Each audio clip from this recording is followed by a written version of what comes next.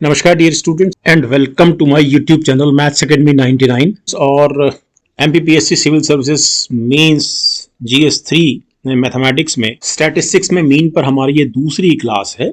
और इसमें हम आज ग्रुप डेटा पढ़ेंगे और ग्रुप डेटा के साथ हम क्लास इंटरवल्स कैसे बनाए जाते हैं ये पढ़ेंगे। और दोनों ही केसेस में हम मीन निकालना सीखेंगे और मीन के निकालने के हम तीनों तरीके समझेंगे, यानी कि जो तीनों विधियां हैं, direct method, assume mean method और स्टेप डेविएशन मेथड। तो बहुत सरल तरीके से मैंने आपको समझाया है और थोड़ा सा ज़्यादा समझाया मैं ये कहूँगा इसलिए कि मीन से निश्चित रूप से 11 नंबर का क्वेश्चन बहुत बहुत बहुत ज़्यादा संभावित है civil services MP civil services mains के जीएस 3 में। ओके, मैथमेटिक्स पोर्शन में 2020 में तो आया ही था 11 नंबर का क्वेश्चन, जो छठा क्वेश्चन था। तो डियर स्टूडेंट्स, मैं संजय मोहन भटनागर और शुरू करते हैं अपनी आज की क्लास। ओके, तो ये हमारा सिलेबस है एमपी सिविल सर्विसेज मेंस के जीएस 3 के यूनिट 5 का। और अभी इस क्लास में हम सांख्यिकी में हम इसकी दूसरी क्लास ले रहे हैं। ओके, और मीन पे बात करेंगे। प्रायिकता हम लोग खत्म कर चुके हैं, इसको मैं आपको सबसे लास्ट में लूंगा क्योंकि ये थ्योरी है, ये पूरी तरह से थ्योरी है, बट आई विल एक्सप्लेन लेकिन लास्ट में। यानी कि जब मीन मीडियन मोड हो जाएगा, प्रोबेबिलिटी हो चुकी है, तब हम लोग पढ़ेंगे टाइप ऑफ सैंपलिंग। ओके, आगे बढ़ने से पहले जस्ट रिमाइंडिंग वंस अगेन कि एमपीपीएससी मेंस का जीएस 3 के अभी का जो सिलेबस है 2020 ऑनवर्ड्स, वो आपको 300 में 215 प्लस लाने का पूरा मौका देता है, क्योंकि नया सिलेबस बहुत वेल डिफाइंड है। गणित का मैंने आपके सामने लिखा हुआ है, तो ये बहुत वेल डिफाइंड और बहुत आसान सिलेबस है जिसमें 30 में 30 नंबर लाने की पूरी संभावनाएं बनती हैं। तो डियर स्टूडेंट्स, शुरू करते हैं। आज ये हमारी सेकंड क्लास है माध्य पर और मीन पर मतलब, और आज हम पढ़ेंगे ग्रुप डेटा का सिंपल मीन निकालने के कॉन्सेप्ट्स क्या हैं और वो मीन कैसे निकाला जाता है। हम अनग्रुप डेटा का मीन निकालने के जो 3 तरीके हैं उनको हम क्लास 1 के वीडियो में पढ़ चुके हैं, जिसका लिंक मैंने नीचे डिस्क्रिप्शन बॉक्स में दिया हुआ है। और जब मैं अनग्रुप डेटा की बात करता हूं तो हमारे पास ऐसा डेटा था पिछली क्लास में, यानी पहली क्लास में, जो भले ही रॉ डेटा था, कच्चे आंकड़े थे, लेकिन उसमें फ्रीक्वेंसी का कंसेप्ट डेवलप हो चुका था। मैं रिक्वेस्ट करूंगा कि आप पिछली क्लास, जिसका लिंक मैंने नीचे दिया है, उसका आप एग्जाम्पल 2 यानी क्वेश्चन नंबर 2 देखेंगे तो आपको समझ में आ जाएगा। ओके, तो आज की जो क्लास रहेगी उसमें हमारे पास ऐसा डेटा जो ग्रुप है और उसकी फ्रीक्वेंसी या बारंबारता दी गई है, उसका माध्य कैसे निकालें। ऑब्वियसली 3 पुराने चिर परिचित तरीके जो हमने क्लास 1 में सीखे हैं, उन तीनों तरीके से उसका माध्य कैसे निकालें, इसको समझना है। और हम एक क्वेश्चन से ये भी समझेंगे कि ग्रुप डेटा विद फ्रीक्वेंसी या ऐसे डेटा जिसमें क्लास इंटरवल दिए हुए हैं कैसे तब्दील करते हैं। इतनी माइन्यूट चीजें और छोटी छोटी चीजें बताना इसलिए जरूरी है कि जब मैं बात करता हूं कि आप 300 में 215 प्लस और खास तौर पर गणित में 30 में 30 लाने के लिए आप सक्षम हैं, तो बहुत जरूरी हो जाता है कि आपको छोटी छोटी चीजें पता हो। So let's begin. और ये वाला क्वेश्चन जिसका रेफरेंस मैं अभी ले रहा था, जब मैंने क्वेश्चन 2 का रेफरेंस लिया था पिछली क्लास का, आपने निश्चित रूप से पिछली क्लास में किया हुआ है। ओके, अब ये वहां पर आपको ध्यान होगा कि ये मैंने xi माना था, ये मैंने fi माना था, हमने xi fi निकाला था, उसका टोटल निकाल लिया था, and that total was divided by sigma fi, है ना। तो इस तरह से हमने डिस्क्रीट सीरीज में औसत कैसे निकालें, इसको हम लोगों ने पिछली क्लास में किया था, यानी हमने वहां पर ये फॉर्मूला लगाया था। सिर्फ इतना आपको रिमाइंड कराने का आशय ये है कि पिछली क्लास से और इस क्लास में कंटिन्यूटी बनी रहे। ये जो जिससे हमने पहली क्लास में क्वेश्चन किए थे, ये है प्रत्यक्ष विधि, और इस वीडियो में हम प्रत्यक्ष विधि से भी क्वेश्चंस करेंगे और इसके पश्चात एज्यूम मीन मेथड और स्टेप डेविएशन मेथड से भी क्वेश्चंस करेंगे। क्वेश्चंस इस तरह से भी करेंगे कि हम एक ही क्वेश्चन को दोनों तरीके से करें या तीनों तरीके से भी करेंगे। और फाइनली हम ये समझेंगे कि इस डेटा को, ग्रुप डेटा को, हम क्लास इंटरवल्स में कैसे चेंज करते हैं, कैसे ट्रांसफॉर्म करते हैं, और ऐसे क्लास इंटरवल वाले डेटा का हम मीन किस प्रकार निकालते हैं। So this is our first question of the day. 5वां क्वेश्चन है। पहली क्लास में 4 क्वेश्चन किए थे। निम्न तालिका 12 छात्रों के वजन को दर्शाती है। प्रत्यक्ष विधि यानी डायरेक्ट मेथड और कल्पित माध्य विधि यानी एज्यूम्ड मीन मेथड के उपयोग से माध्य वजन ज्ञात कीजिए। अब ये एक बहुत सरल सवाल है। इस क्वेश्चन को हम पहले करेंगे डायरेक्ट मेथड से। तो डायरेक्ट मेथड से ऑब्वियसली हम जानते हैं कि जो बहुत सिंपल सा फॉर्मूला लगता है माध्य का, वो है sigma f i x i upon sigma f I. Okay, अब इसमें हमको गुणा करना पड़ेगा एक्स आई एफ आई का, लेकिन एफ आई का टोटल कर लेते हैं। तो 2 और 1 3 और 2 5 और 3 8 और 4 12, सो 12 इज द टोटल। और अब हम एफ आई एक्स आई की गुणा करते हैं। तो x i f I is 67 गुणा 4, 60 चौक 240 और 28 268, 70 गुणा 3 210, 72 दूनी 144, 73 दूनी 146 और 75 एकम 75, 5 और 6 11 4 15, 15 और 8 23 का 3 2 80, 7 और 2 9 और 4 13 4 17 और 1 18 और 6 24, 2 और 1 3 4 2 6 और 2 8 843। तो हमारा जो आंसर हुआ इस मेथड से, यानी डायरेक्ट मेथड से, ये हुआ sigma f i x i upon sigma f i. So this is equal to 843 upon 12। तो 12 सत्ते 84, 3 के कारण 0, 12 दूनी 24, 6 बचा, 12 पंजे 60, 70.25 इज द आंसर। ओके, अब इसी क्वेश्चन को हम करेंगे एज्यूम्ड मीन मेथड से। So let's begin. तो हमने इसमें एक एज्यूम्ड मीन माना से ए, और ए को मैंने लिया 72 72। तो 72 इसलिए कि ये बीच में आ रहा है एक्स आई। और अब मैं निकालूंगा d i, and d i is equal to x i minus a. So it is x i minus 72। तो 67 माइनस 72 माइनस 5 माइनस 2 0 1 और 75 में से 72 गया 3। अब हम निकालेंगे एफ आई डी आई। तो 4 पंजे 20 माइनस 6 0 2 3, तो 3 और 2 5 और इधर माइनस 26, तो माइनस 21। तो हमारा जो मीन आएगा it is equal to a plus sigma f i d i upon sigma f i. So a is 72 और this is minus 21 upon 12। So 72 minus 21 बटे 12। सो इट इज 72 माइनस 3 से कटा 7 बटे 4। सो it is 72 minus 1.75। Okay, so it is 70.25। तो हमारा जो answer आया था डायरेक्ट मेथड से वो 70.25 था। यहाँ भी 70.25 आया। तो मेरे ख्याल से ये वाला जो तरीका है आपको क्लियर हुआ होगा। अब इसमें हम अभी कुछ और क्वेश्चंस भी देखते हैं। ओके, तो सेकंड क्वेश्चन हमारी आज की क्लास का और 6 है वैसे। 300 पृष्ठों वाली एक पुस्तक के पठन उपरांत पुस्तक में अशुद्धियों का निम्नलिखित वितरण प्राप्त हुआ है। प्रत्यक्ष विधि एवं कल्पित माध्य विधि के उपयोग से माध्य वजन ज्ञात कीजिए। तो सरल है। सबसे पहले डायरेक्ट मेथड से निकाल लेते हैं। तो एक्स आई एफ आई हमको निकालना होगा। सो इट इज 0, इट इज 95, 36 दूनी 72 और 9 तिया 27 और 5 चौक 20 और 5 एकम 5 और सिग्मा एफ आई 4 और 5 9 और 6 15 और 9 24 और 25 और 5 30, 3 15 3 18 और 9 27 और 3 30। और सिग्मा एक्स आई एफ आई निकालते हैं। 5 और 7 12 और 2 14 और 5 19, 3 2 5 7 12 और 9 21। तो हमारा आंसर हुआ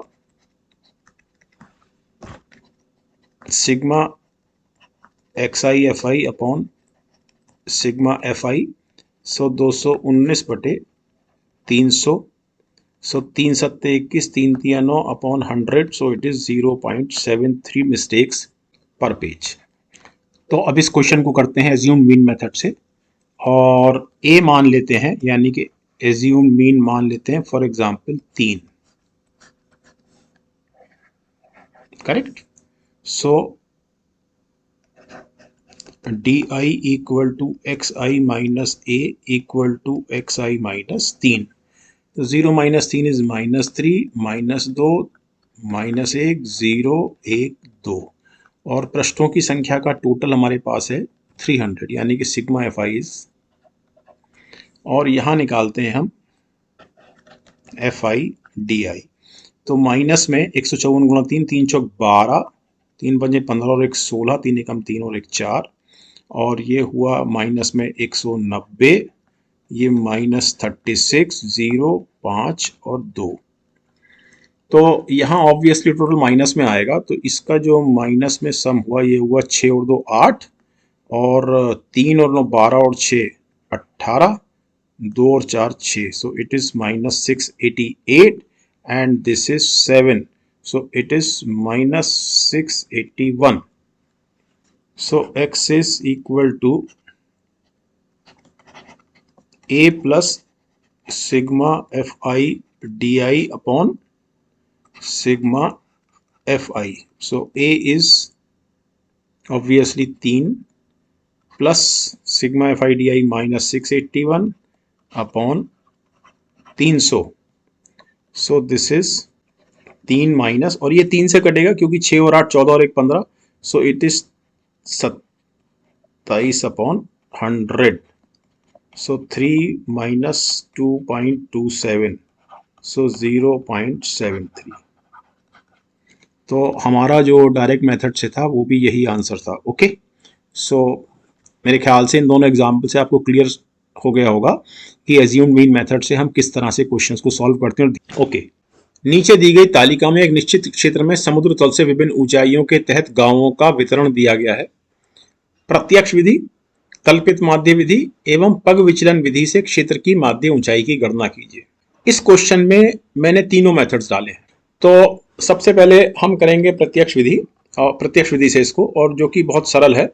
तो पहले सिग्मा एफ आई निकालते हैं. 6 और 9 15, 16 और 5 21 और 2 23, 2 और 1 3 8 11, 7 18, 6 24, 6 30 और 4 34, 3 और 2 5 और 5 10 और 2 12 और 1 13. और x i f I obviously ये एक जटिल गुणा है अब जो हम करने जा रहे हैं, और यही कारण है जहां पर गुणा जटिल होती है एक्स आई और एफ आई में, हम किसी इन दो में से कोई एक विधि यानी कल्पित माध्य विधि और पग विचलन विधि में से किसी एक विधि का उपयोग करते हैं. तो पहले मैं डायरेक्ट मेथड से इसको कर रहा हूं, और उसके पश्चात मैं आपको दिखाऊंगा कि एज्यूम्ड मीन मेथड या स्टेप डेविएशन मेथड से कैलकुलेशन कितनी सरल हो जाती हैं. तो हम पहले गुणा करते हैं. तो 142 को हम 2 से गुणा करें तो ऑब्वियसली 284 00, 200 से गुणा कर दिया. 265 गुणा 6, तो 6 पंजे 30, 6 चंग 36, 3 39, 6 दूनी 12 और 3 15 00, 1,59,000 एंड दिस इज 560 और फिर 000. 14 गुणा 271, तो 14 एकम 14, 14 सत्ते 98 और 1 99, 14 दूनी 28 और 9 37 00, 18 नंबर 162, 16 हासिल, 18 अट्ठे 144, 16 160 00 एंड 16 दूनी 32 और 16 दूनी 32 और 3 35 और 00. अब इसको जोड़ना है तो 00 तो एस सच, 2 और 2 4 और 4 8 और 4 12, 6 9 15, 9 24 और 8 32, 3 हासिल, 3 और 3 6 और 6 12, 7 19, 6 25, 5 30 और 2 32, 3 हासिल. सो 3 और 1 4 और 3 7 और 5 12 और 1 13. तो हमारा मीन वैल्यू हुई sigma x i f i upon sigma f I. So it is 13,222,00 upon 1343. और ऑब्वियसली इसको भाग करना निश्चित रूप से जटिल कार्य है, इसीलिए हम ये शॉर्टकट मेथड लगाते हैं, एज्यूम्ड मीन मेथड और पग विचलन यानी स्टेप डेविएशन. तो इसको तो कैलकुलेटर चलाकर देख लेते हैं. So this is 13,222,00 divided by 1343. So it is 984.51.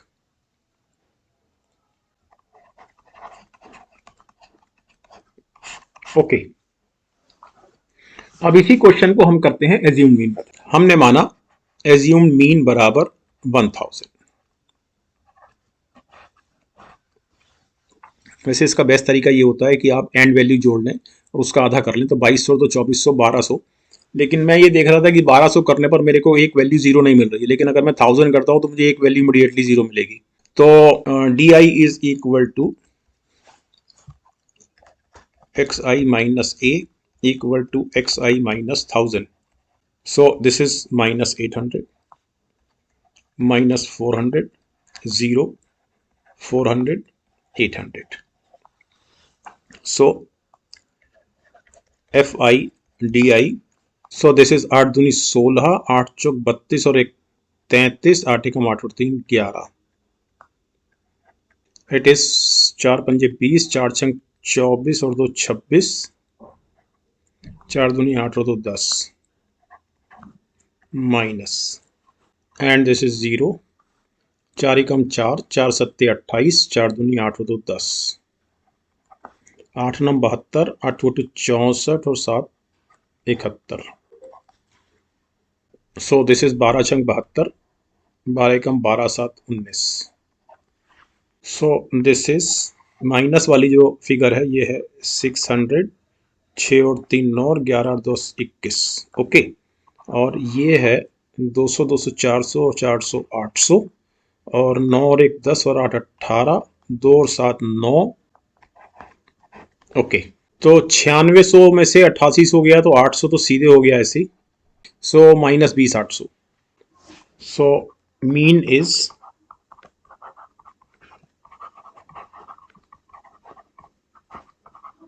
Okay. So it is 1000 plus minus में 20 800 अपॉन 1343. सो 1000 माइनस 20 800 अपॉन 1343. तो इसमें भी ये जो मेथड हमने यूज़ किया एज्यूम्ड मीन मेथड, इसमें भी ये थोड़ा जटिल था.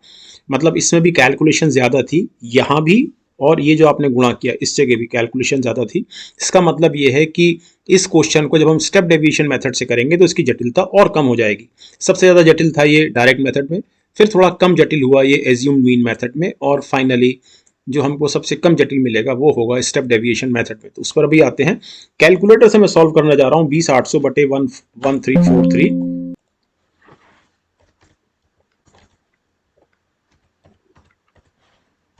So this is 15.49.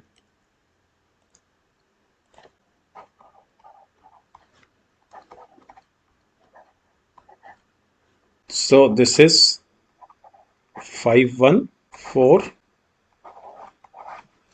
So we have got the same answer. अब एक विधि पग विचलन विधि से उसको करते हैं क्वेश्चन को. तो इस विधि को मैं आपको इस तरह से समझाता हूं जो आपको कभी भूलेगी नहीं. और इसी विधि में मैं एक, और पिछली विधि के लिए भी मैं आपको एक बहुत ही स्पेसिफिक चीज समझाऊंगा, यानी एज्यूम्ड मीन मेथड और स्टेप डेविएशन मेथड के लिए जनरली किताबों में नहीं होती, लेकिन वो सबसे आखिर में. और उसको समझाने के लिए मैं एमपीपीएससी मेंस 2020 के GS3 के मैथमेटिक्स पार्ट के 11 नंबर के क्वेश्चन का सहारा लूंगा. उस क्वेश्चन को जब मैं करूंगा तो मैं आपको एक यूनिक चीज समझाऊंगा. ओके, अब हम इस क्वेश्चन पर हैं फिर से. जब हम इसमें पग विचलन विधि का इस्तेमाल करेंगे तो यहां तक हमारे लिए वही प्रोसेस रहेगा जो हमने कल्पित माध्य विधि में लिया था.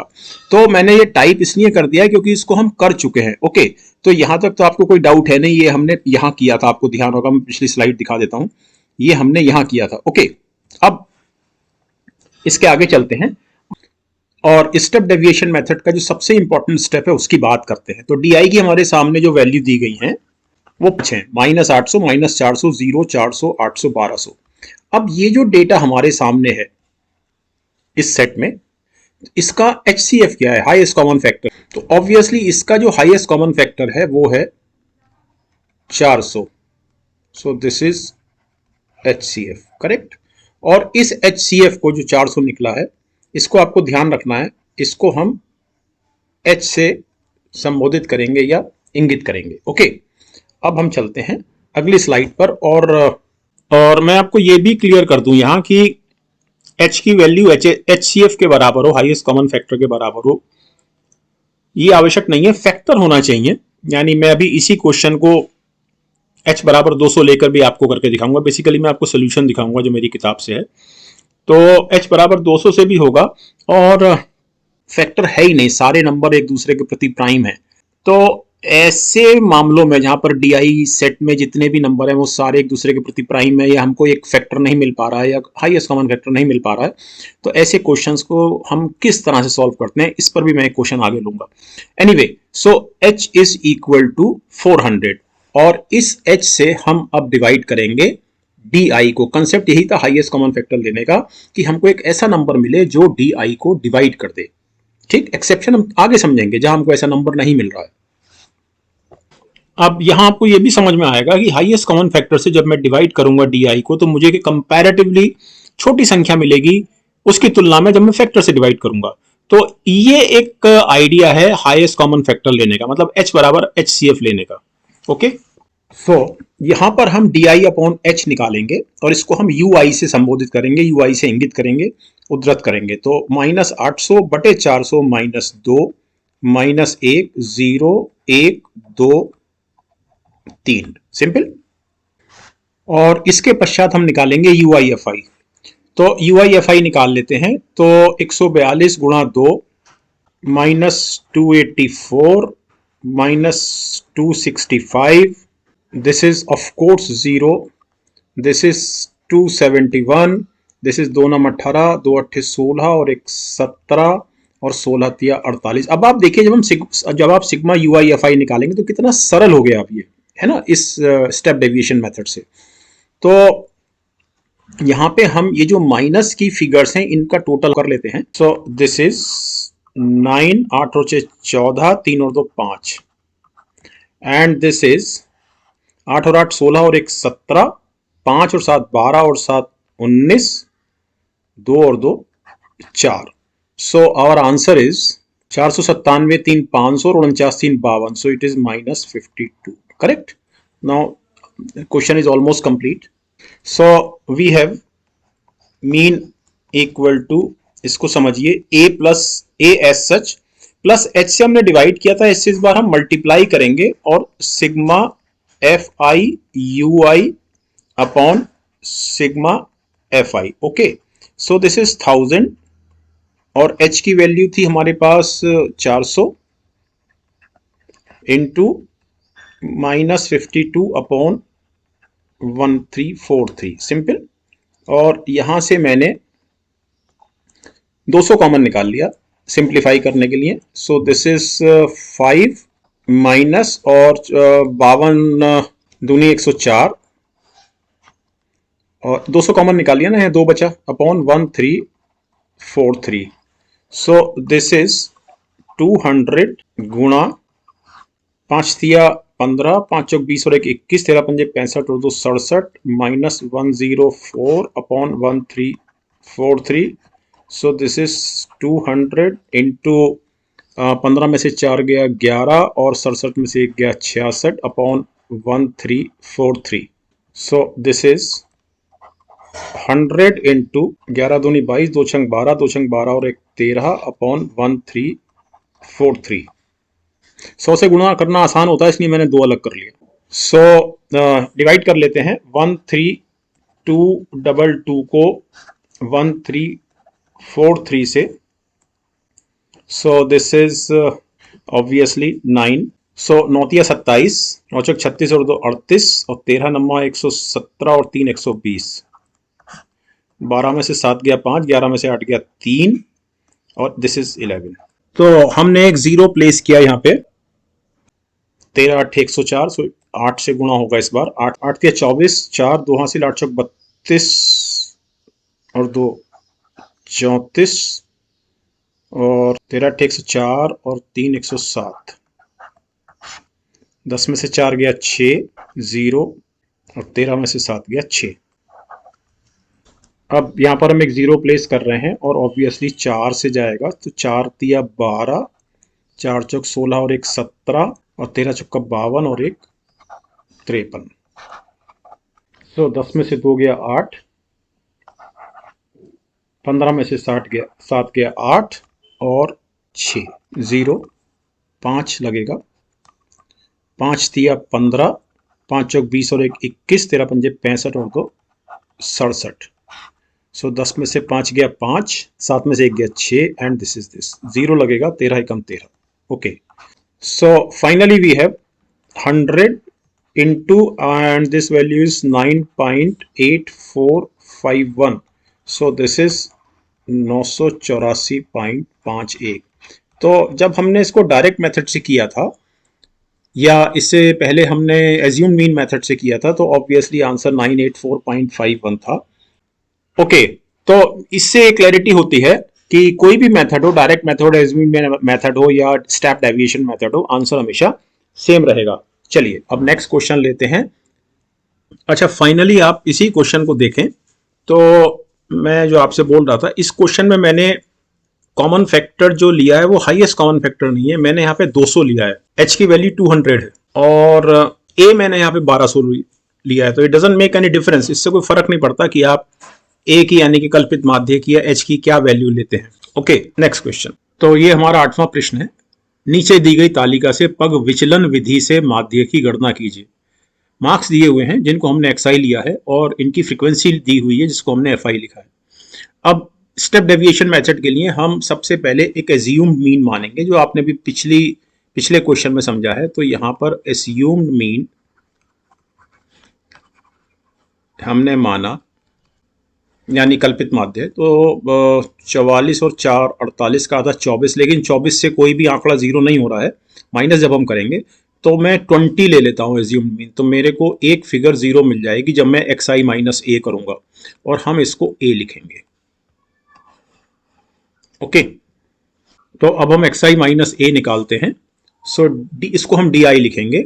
तो 4 माइनस 20 इक्वल टू -16, 12 माइनस 20 -8, 20 में से 20 गया 0, 28 में से 20 गया 8, 36 में से 20 गया 16 और 44 में से 20 गया 24। तो -16 -8 0 8 16 24 का जो HCF है, हाईएस्ट कॉमन फैक्टर, ऑब्वियसली 8 है। और इस 8 से इस HCF बराबर 8 को पहली बात तो मैं H लिखूंगा और इससे मैं DI की जो वैल्यूज हैं उनको मैं डिवाइड करूँ। सो दिस इज -16 अपॉन 8 -2 -1 0 1 2 3। ओके, और सिग्मा FI भी निकाल लेते हैं। तो 20 और 10 30 और 14 44 और 16 60 और 18 78 और 22 100। सिंपल। अब हमको सिग्मा UI FI निकालना है और उसका सम करना है। सो इट इज -20 0 16 18 दूनी 36 और 22 दिया 66 और इसका सम हुआ। So this is -40 and this is 6 दिया 18, 2 3 5 और 6 11। So this is 78। ओके, तो मीन निकालने का हमारा फॉर्मूला है पग विचलन विधि या स्टेप डेविएशन मेथड से। Mean equal to assume mean that is a plus h into sigma FI UI upon sigma FI। Okay, so this is 20 plus h is equal to 8 यहां लिखा हुआ है into 78 upon 100। So this is 20 plus 64 का 4 6 हासिल 8 7 56 और 6 62 upon 100। So this is 20 plus 6.24, so this is 26.24 answer. Okay, अब इसके बाद एक क्वेश्चन और लेंगे पग विचलन विधि से और फिर हम आएंगे क्लास इंटरवल्स कैसे बनते हैं और जब डेटा क्लास इंटरवल में विद फ्रीक्वेंसी दिया हुआ हो तो उसका मीन कैसे निकालते हैं, इसको समझेंगे और एक क्वेश्चन करेंगे उस पर। सो नेक्स्ट क्वेश्चन लेते हैं। So this is our 9th question. Question का प्रारूप बिल्कुल पहले यानी कि 8वें क्वेश्चन जैसा है, लेकिन डेटा बड़ा है। गणित में ये थोड़ा डेटा बड़ा होने से कैलकुलेशन या जो गुणा है, जो कंपेटेबल आंकड़ों की जो गुणा होगी वो थोड़ी सी जटिल होगी। लेकिन इशू ये था कि अगर इस तरह का क्वेश्चन 11 नंबर का आता है GS3 यूनिट 5 मेंस में, तो आपको ऐसे टफ क्वेश्चन करने की भी आदत होनी चाहिए। तो लिबर्टी मैंने आपसे ली है, आपसे परमिशन ली है कि टेबल में मैंने टोटल फ्रीक्वेंसीज का टोटल 1021 मैंने बना के रखा है और दूसरी लिबर्टी, दूसरी परमिशन मैंने ये ली है कि टेबल भी मैंने ऑलरेडी टाइप करके रखी है जिससे हम इस क्वेश्चन को क्विकली कर सकेंगे। और इसके तरीके आपने पिछले क्वेश्चन में समझे ही हैं, तो मैं इसको शुरू करता हूं। तो सबसे पहले हम एक एज्यूम मीन लेंगे। तो अब ये बड़ा ऐसा डेटा है जिसमें वेरिएशन बहुत है, मतलब इसमें 89 भी है, इसमें 15 भी है, तो इसमें वेरिएशन बहुत है।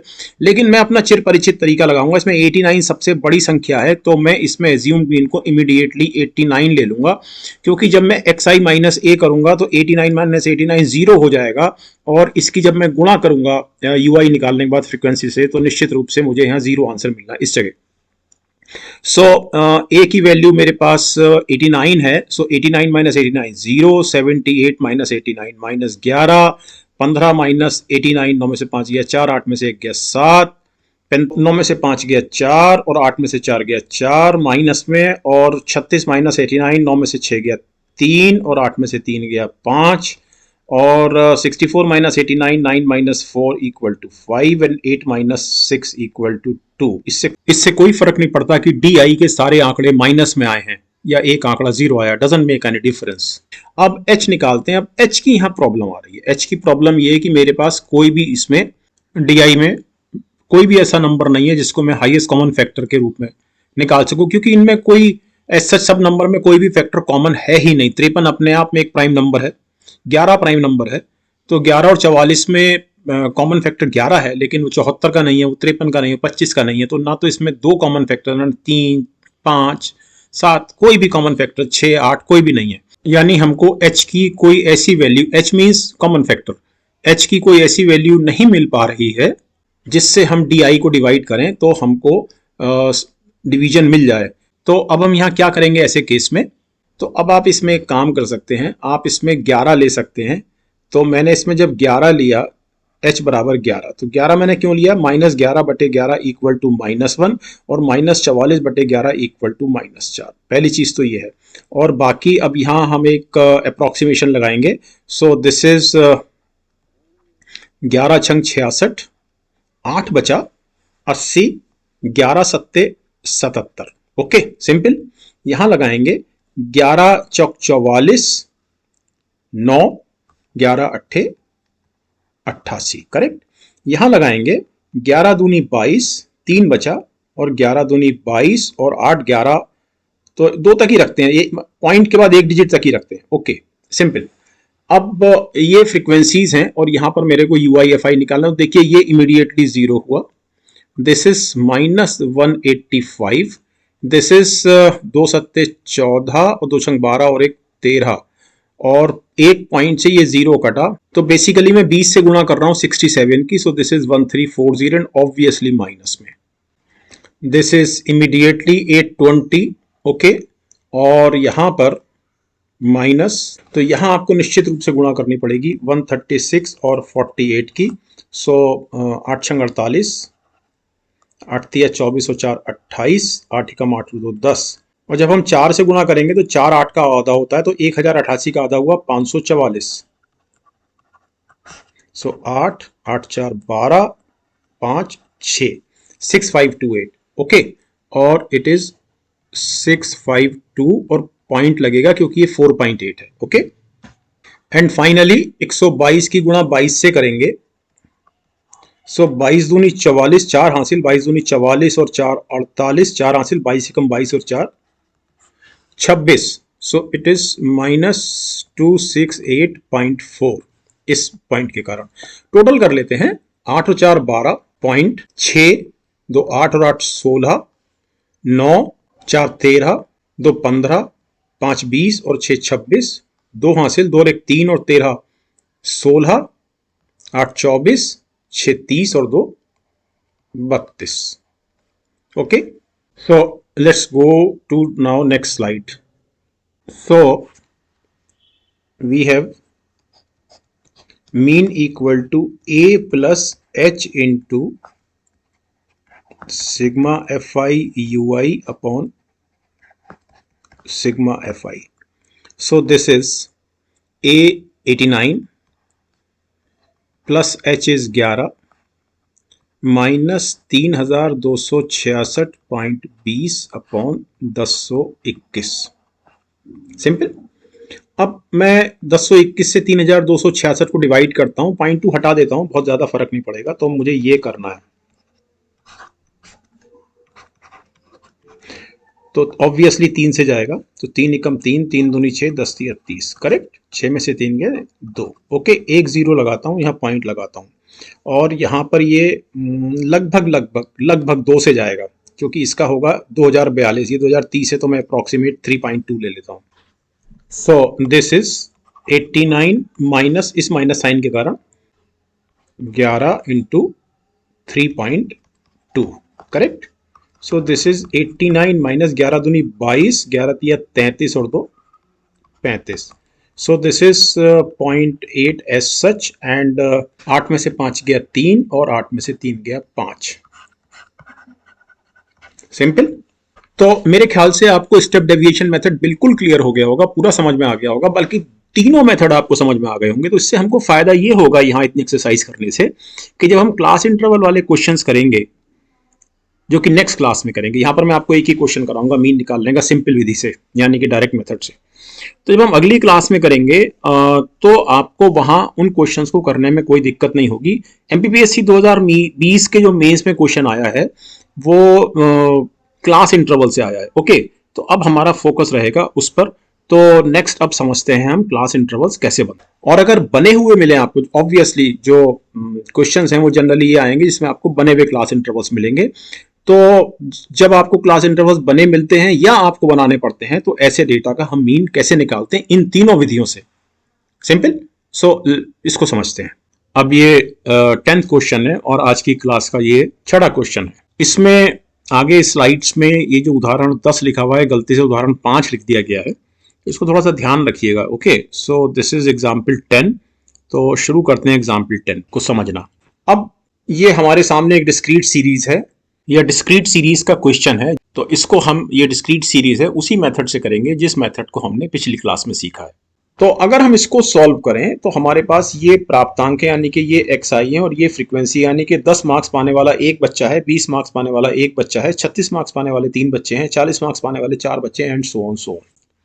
तो क्विकली इसको सॉल्व करते हैं। तो मैं इन दोनों की गुणा कर दूंगा, 10 एकम 10, 20 एकम 20, 36 तिया 108, 40 चौक 160, 50 तिया 150, 56 दूनी 112, 60 चौक 240, 7 चौक 28, 72, 80, 88 दूनी 176, 92 तिया 3 दूनी 6, 3 नम 27 और 95, करेक्ट।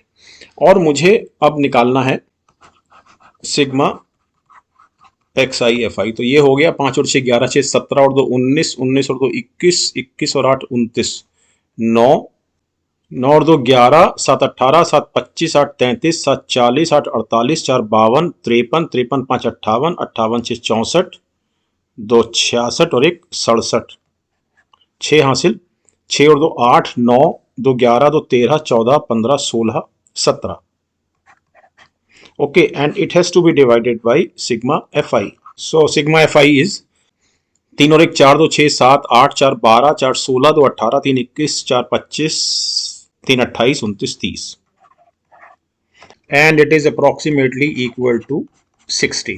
Okay, ये मैंने कर रखा है, so it is 59.3.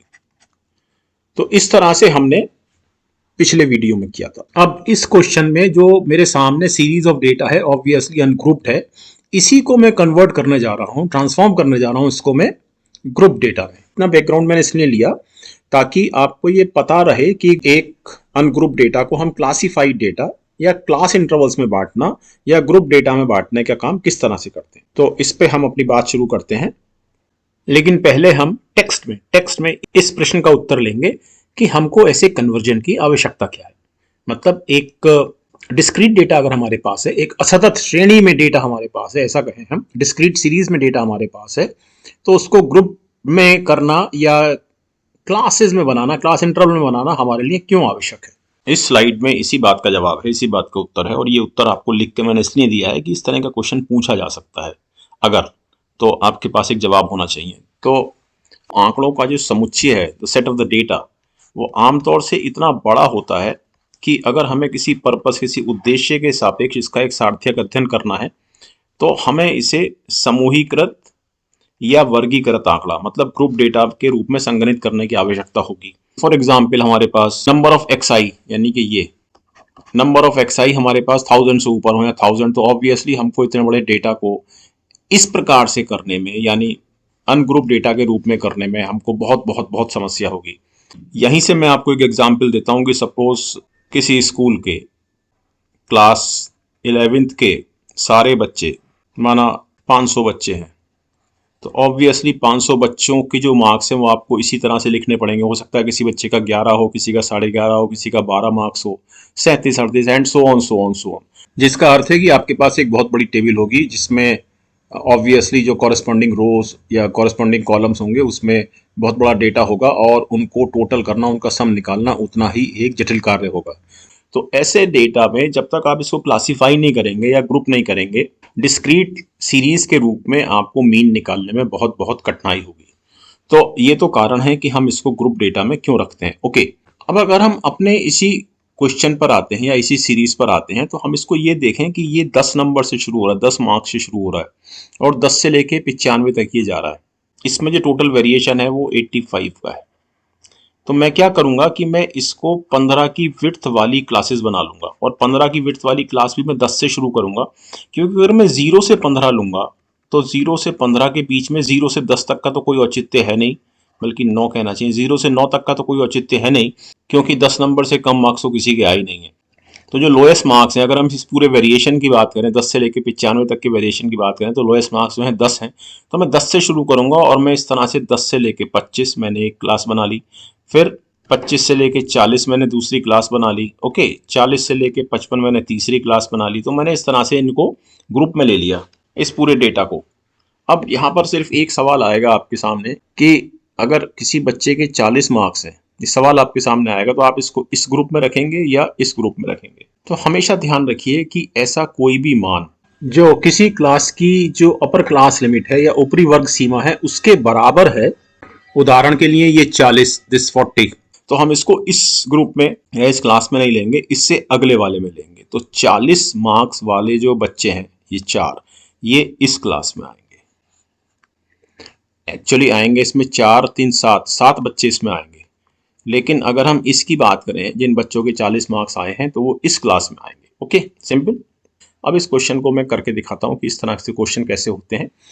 यहाँ पर मैंने 10 से अपनी क्लास शुरू की, 25 से 40, तो 10 से 25 में 2 बच्चे ये, और 25 से 40 में सिर्फ ये, फिर 40 से 55 में 4 और 3 7, फिर 55 से 70, अब ये 70 ये अगले ग्रुप में जाएगा, तो 4 और 2 6, 70 से 85, 4 और 2 6, और 85 से 100,